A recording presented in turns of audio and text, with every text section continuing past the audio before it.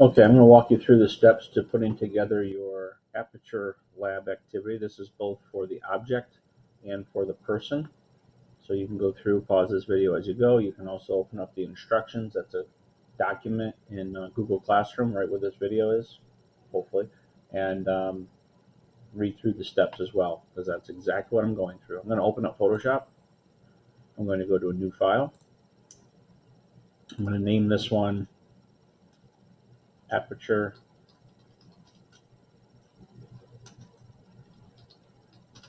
Object, and then my last name. I'm going to change my width to 80. It is. Height to 80. Resolution to 300. And then I'll hit create. Okay. From here, you need your photos. So this is assuming you've uploaded your photos to your network drive. I have. So I'm going to go to File, Open, and go to my Aperture folder. And I have my pencil sharpener that I took pictures of. I need 10. And as you can see, I have 11.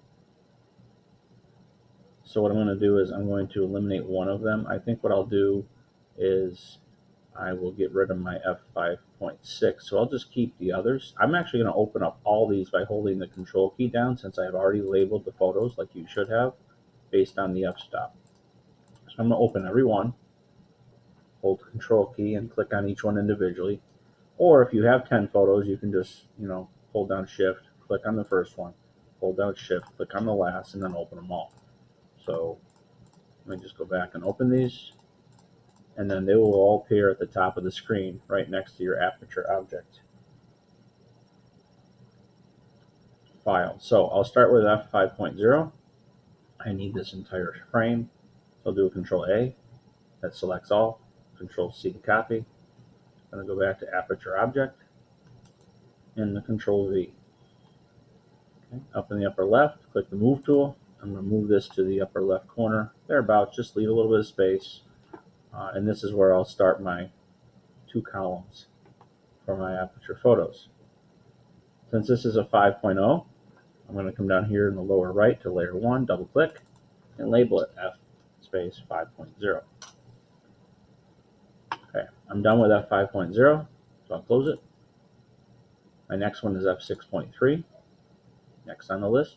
Control A, Control C, go back to my file, Control V to paste. Here's my home button, move button. I'm going to move this up, put it right next to it, double click on that layer, and then I'll label this F6.3 for a focal for a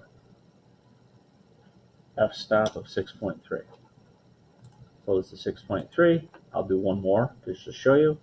7.1, Control A, Control C for select all and copy. Go back to your Aperture object, Control V to paste, and then I will move this in the next row. I'll label this layer as F7.1. Okay, and I'll proceed to do the rest. I'll be right back. So as you can see, I have completed my 10 photos. I have my layers over here on the bottom right. All are labeled with the f-stops of each, all the way down to background. So I'm going to come up here and click on F16. I'm going to wait right there. The next step after this is to actually go through and crop your photo. So I'm going to go up to the second button down, which is your rectangular marquee tool, just below the move tool. I'm going to come just inside my photos here. I don't want any white space. Click and drag down to the lower right corner. Let go. I have selected the space inside with all my photos. I'm going to go to Image Crop. That is going to cut all the white space out. So I have this. My Zoom tool is down on my tool palette towards the bottom left. I'll just click twice, and then I can kind of use my zoom or my scroll bar to center it. Okay. Since everything is selected, I'll go to Select and Deselect. That gets rid of the marquee around the outside. And as you can see, I have a little bit of white space left, so I'll just quickly go through and I'll crop this down real quick. crop. I don't want any white. Select deselect. There you go. Okay, text. You want to put each f-stop on here. I have a list all the way from F5, F6.3, F7.1. So I'll grab my text tool on the left side of the screen, change the color up at the top. Look where my mouse is, top middle. Select the color. Change your color to whatever you'd like. Maybe I'll use red for this. If new doesn't come up with a new red here, click the dot in that palette just to choose red or whatever color. Hit OK. Font size should be 150 point. If you want, you can go through and change the font type. It really doesn't matter. I'm just going to click once on my 5.0. Click once on the 5.0 photo, and then I'm going to type F space 5.0. Click the Move tool. I'm going to move that text so I can see it. And you'll notice in the tool palette or the layer palette over here, it comes up on top. That's because I had F16 selected, so it puts the next one in. My next one is F6.3.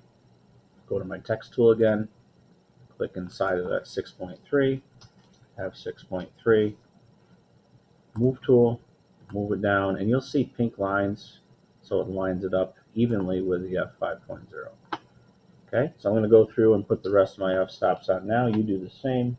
Go back, rewind, pause the video if you need, or play the video again if you lose track of what we're doing. Okay, so we should have all of our text on our photos. It's okay if your images, your f-stops are lower or higher than mine. It's also okay if you your lower f-stop appears washed out like an f5.0, and if your higher f-stops actually appears dark where you can't see the object, but this is fine. So you can definitely see a gradient. We have some overexposed and underexposed photos along with those that are absolutely perfect. Okay, so next step, we got to put a background in. I'm going to go all the way down in my layers palette over to background, right click, duplicate layer, and I'll call this background 1. Hit OK. Now I need to give this background a size, so I'm going to go to image at the top left, go down to canvas size, and I'm going to change this to inches, and then I'm going to add 2 inches to my 2 dimensions. So 28.317 goes to 30.317, height 47.187 goes to 49.187. Yours obviously could be completely different. Just add 2 to whatever those measurements are. Now, down below, most people will have this option for a color. I don't want that color. The choice is completely up to you, what you want. I think what I'm going to do for this one is choose white. Hit OK. I'm just going to put in a white border around my objects. It does take a minute to process. Hopefully it doesn't come up with an error. Mine's taking a very long time. Bear with me. Almost there. Maybe I take a bite of cookie. Awesome. There it is. Okay. Next step. We have our background 1 done. I'm going to right click on background 1 again. Not this time. And I'm going to go to duplicate layer again. I'm going to call this background 2. Not 3, 2. Hit OK. I'm going to go to image canvas size. I'm going to change this to inches. And I'm going to add 2 more. So this is 30. We're going to make this 32. This is 49. I'll make it 51. Okay. I want to change the color again. Maybe this time I'll use I'll go with something goldish. Again, you can choose whatever color you'd like. Hit OK. Hit OK again, and one more time we get to wait for the process. This has to change canvas size first, and then it has to change the color. Another bite of cookie.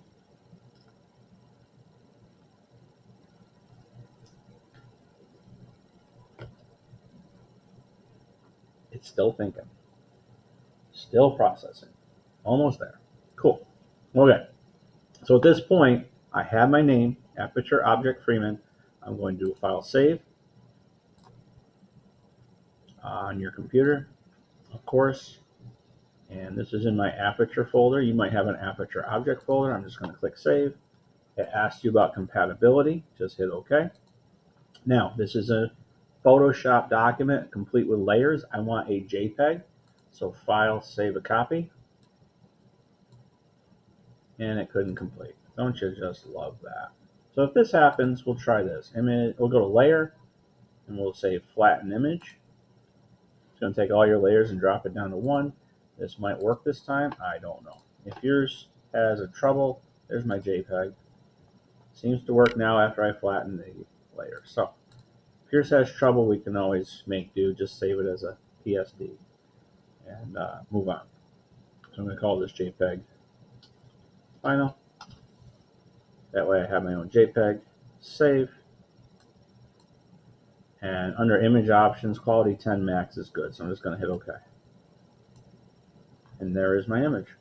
I am done. This is now saved here as a PSD. I can actually undo the flattened image maybe because it'll bounce back. I already have the JPEG saved too, but this is a PSD file and it'll have the layers if I just undo. So let's quickly save this. Boom. And of course it takes a while. So at that point you have to insert this JPEG, your JPEG file, into the Google Doc assignment rather in Classroom. Once you have both the object and the person Aperture files done, you can close out. Good luck.